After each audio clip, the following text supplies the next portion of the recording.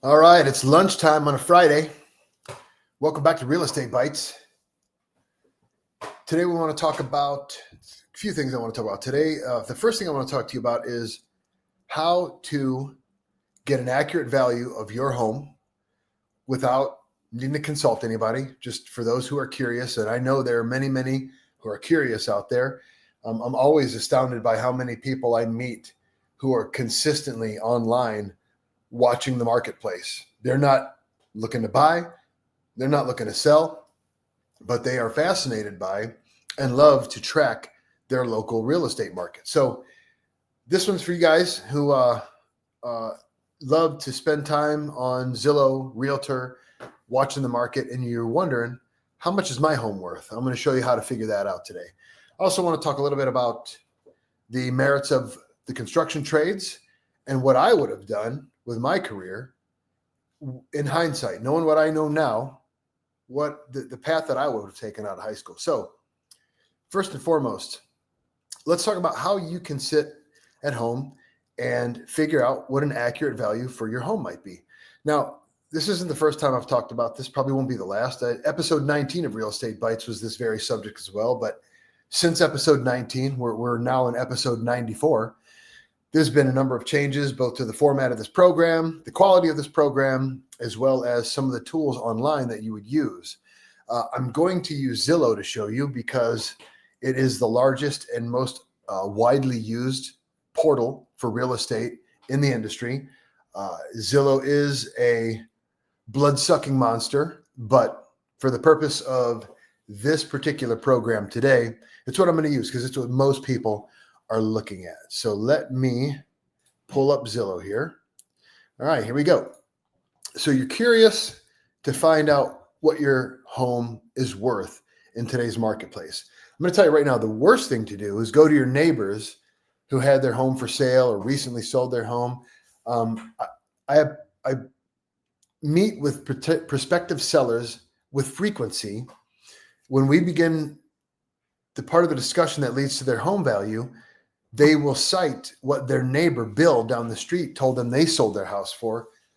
And it is almost without fail, when I go and I research what Bill sold his home for, it's significantly high, or I'm sorry, what he sold his home for is significantly lower than what he is telling my new clients he sold it for. Because, Bill wants to be a big shot and Bill wants to talk a big game. And, so Bill's going to tell his story in a fashion that makes Bill look like the biggest badass on the block. So going to your neighbors is not a good source of information. Going to Uncle Al is not a good source of information. What you want to do is use actual data instead of getting reports from people without any sort of data to back it up. Okay, so we're going to use Zillow because, again, it is the most widely used real estate portal in the industry. So the first thing you're going to do, you're going to go over here and you're going to look at under this buy tab, houses for sale, right? You can just go right here. That's one way to do it. Or recent home sales is another way to do it. We're going to go homes for sale. Okay. Over here in this very first tab, you can check out homes for sale, for rent, or sold homes. Obviously, that's the one that you want to get. So for the sake of this exercise, let's say, if you've been watching the show, you know that a typical home is a ranch or a split level, about 1,700 square feet. That's the typical home that's sold in Lorain County, Ohio. So let's say you're in Avon Lake, Ohio, right? And you have one of these typical homes. So what you want to look at are sold homes. You cannot look at homes that are for sale that say contingent next to them, because the value of something is determined by the number that a seller is willing to take and that a buyer is willing to spend. That agreement is the market value of that home. Okay. So even though a house is listed for sale at a certain price, that does not mean that's what it's valued at. Even if you see it listed at a certain price and you see it as contingent or pending on Zillow or Realtor or one of these big portals, that is not a reflection of its value either, because you don't know what the agreed upon price is in that contingent or pending sale. You won't know until it's sold. So you need to go and look at homes that have been previously sold. Okay. Price, you can ignore this drop down because we're looking for the price in the data.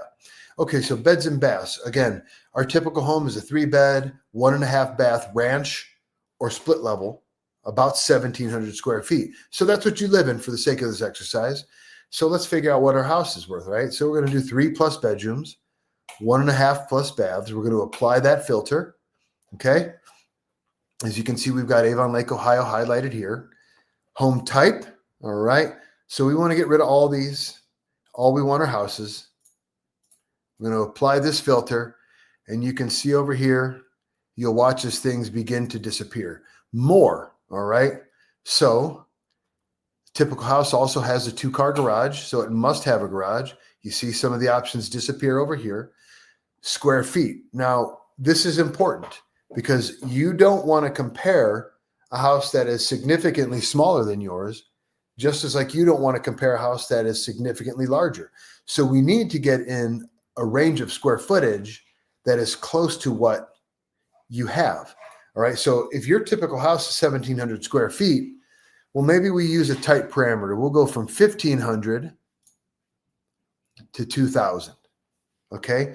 And you can see all those sales that disappeared from the map over here. Now we're zeroing in on something. All right. Lot size, typical lot size is about a 1/4 acre. So we're going to say 1/4 acre, okay, a whole bunch more disappear. Year built, typical home has a basement. So we're also going to select both finished and unfinished, okay? Because if you get rid of these, let's say your house is finished and you only want to see finished basements, all right, now we really eliminate the amount of sales that have occurred recently, okay? 2 comps isn't quite enough. I would say 5 is a decent number. The more you can get, the better. So let's just say we know that an unfinished basement can be finished, and a finished basement is going to be add value over unfinished, but we want to see more comps. Okay. So you're living in a ranch. So we're going to go single story only. All right. Now we have 1, 2, 3, 4, 5, 6 comps here. Now, one other thing that is important is this right here, sold in the last. Okay. So we don't want any, because this thing goes back 3 years. When you're talking about a current home value, the furthest back you really want to go is 1 year. So we're going to put 12 months here and see what happens. Okay.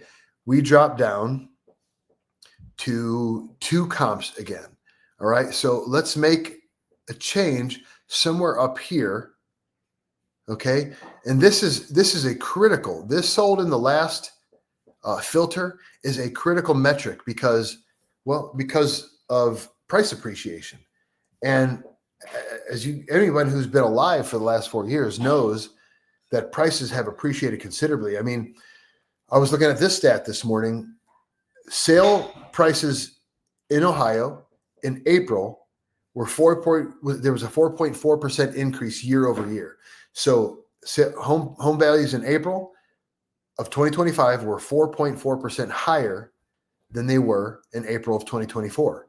So we're consistently seeing price appreciation. And that is why you don't want to go back further than 12 months, because you're really starting to skew the data with old home sales that are going to be lesser. So you could look at a house that sold in April of 2024 and know that you would have got 4.4% higher 1 year later. So you don't want to go back further than 12 months. Okay. So if we want to keep this metric the same, but it dropped our comps down to a count of 2, where are we going to make a concession? I'm going to start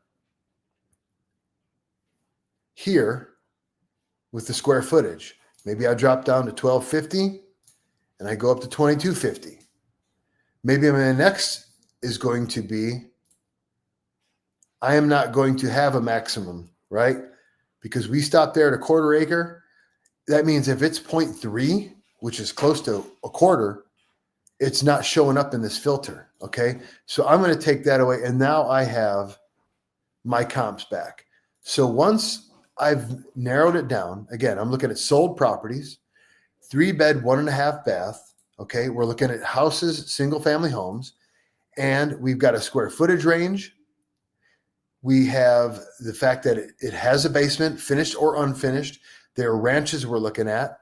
Okay. And we're looking at everything sold in the last 12 months. We've applied all these filters, and over here, we have what are showing up. So when you hover over these homes on the right, it can show you exactly which ones that you're looking at. So now you've got a number of homes that you can look at. And as you look at these, which ones are most similar to yours? So take a look here. 3-bed, 3-bath. Now know this, when it says 3-bath, that could mean 2 full and 1 half. That could mean 1 full and 2 half baths. They count in this count. Each half bath counts as a full. I know it doesn't make sense, but that's how they do it. Nevertheless, all these homes have basements. They all have garages, right? They're all ranches. Okay. So these are real good comps for one another right here, or more so this one and this one. 146 Fredericksburg, 230 Fairfield, 3-bed, 3-bath, 1,452 square foot, 3-bed, 2-bath, 1,404 square foot. This one sold for $264. This one sold for $300. So as you look at these, if your house resembles one of these, maybe the next thing you want to do is click on it and start taking a look at the pictures and seeing how this thing was finished out, and if the finishes resemble yours, right? So this one, we're looking at, late 90s to 2010, 2012 finishes, right? If your house, you get the Formica countertops, the laminate countertops versus stone, right? So if your house resembles these sorts of finishes, then you can kind of count on your home being somewhere around this $264,000 range of value, right? Now let's go back and take a look. This one that sold for $36,000 more, how is this one finished out? It's a smaller home. There's one less bath, but let's take a look at this one, okay? What do we think is the differentiator here, guys? I think a big deal is, even if you like this lime green, mint green, sage green paint job or not, it's clean and fresh looking, and it makes everything show very well, right?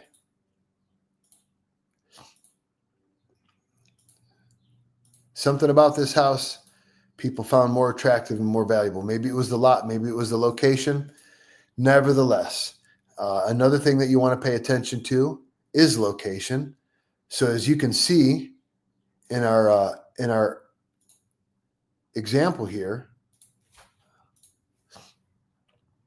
we're kind of all over the city. So if you're in this neighborhood, if you're right around Jaycox here, you want to look at these, okay? Those are the ones that you want to look at first.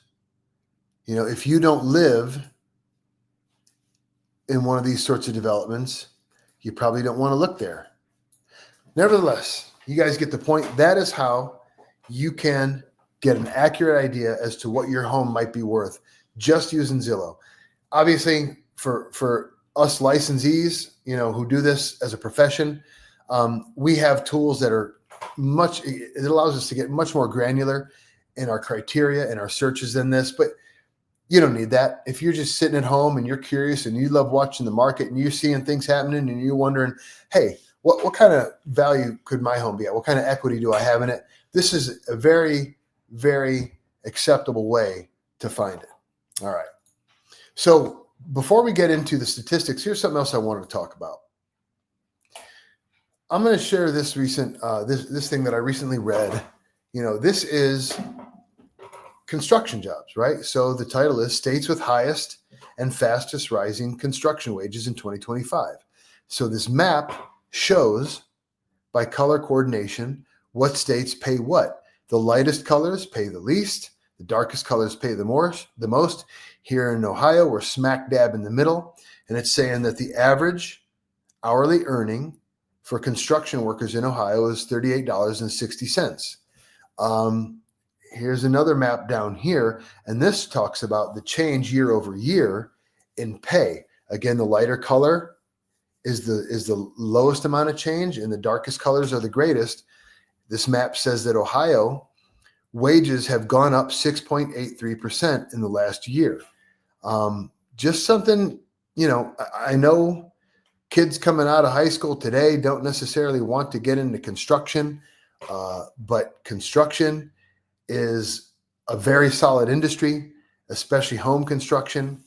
Everybody needs a home. I'm going to tell you, if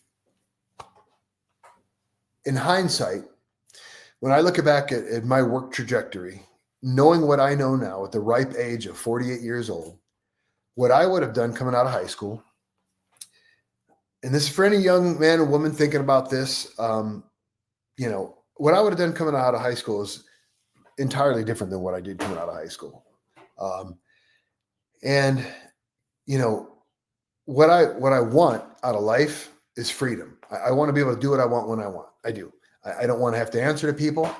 I don't want to have concerns about somebody giving me permission or how much it costs, or I don't want to have to care about any of this stuff. I want to do what I want to do.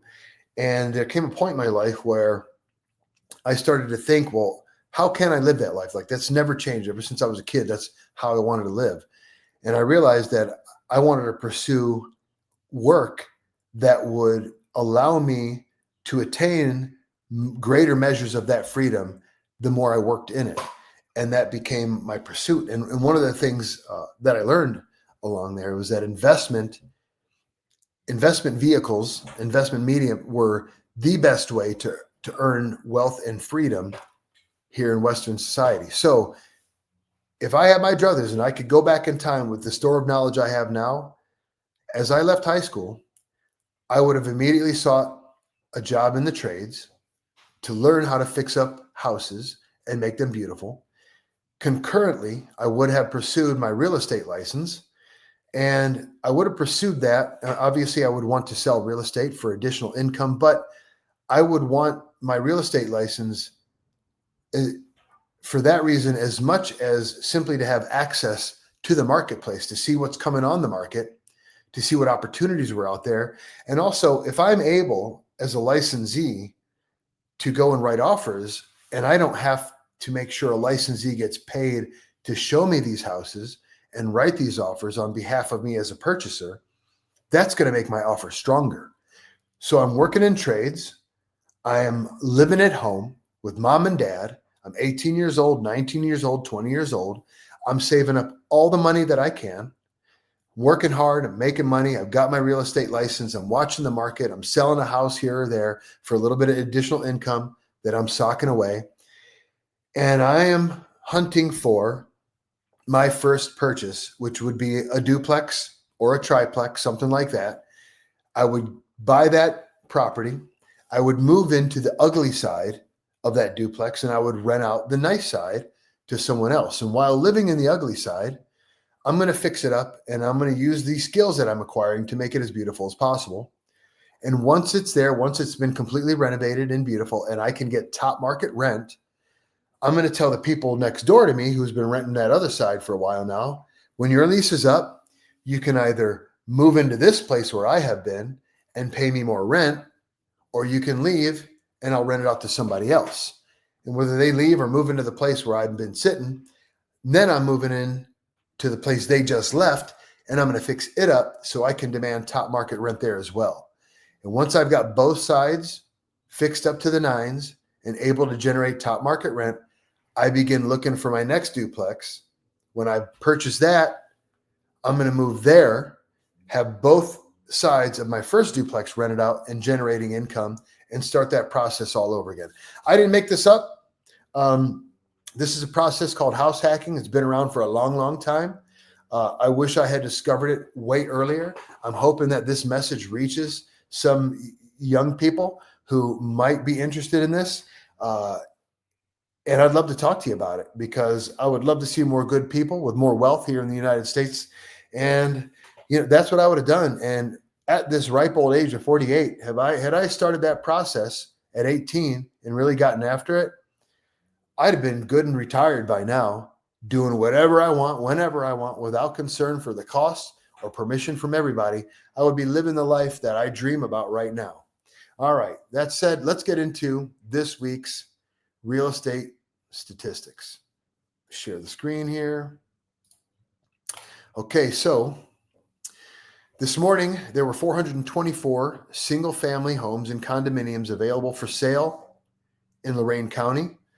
This past week, there were 82 sold homes in Lorain County. The median square feet of the home sold last week was 1,888 square feet. The median home value was $294,000. Again, we use medians because it gets rid of the outliers. When I looked this list up of these 82 homes that were sold this last week, the lowest sale was $16,300. And when I went and I looked at that property, which was a single family, a 1,400 square foot single family home in Elyria, I realized that whoever entered that final sale data had to have made a mistake. There was no way that that house that I saw in Elyria sold for $16,300. No way at all.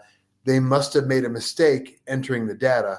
So that's one of the reasons why we use median instead of averages, because that mistake in data entry would have totally skewed the results if I used an average versus if I use median, which literally means this is right in the middle of the pack. We get a good idea of what the typical home sale is, what an average home sale is. So median home value, median purchase price rather, for homes sold last week, $294,000. The median square foot value was $162.49 per square foot. Days on market last week, houses were only on market for 15 days. Listen again, guys. On market means we put it on the MLS. It goes out for the world to see. We start showing. We start accepting offers or an offer. We negotiate. We come to terms with that buyer. Okay? We're under contract now. That house is still on the market.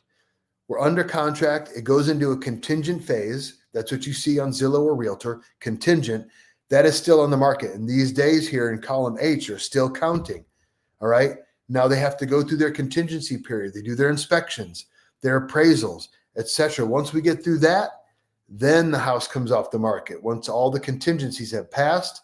And so what this is saying, the houses that sold last week, it only took 15 days to get on the market, get showings, get offers, get under contract, and pass through the contingency phase. 15 days. Houses are flying, guys. Low inventory is still the name of the game. This morning, a 30-year conventional note was 6.89% on the interest rate.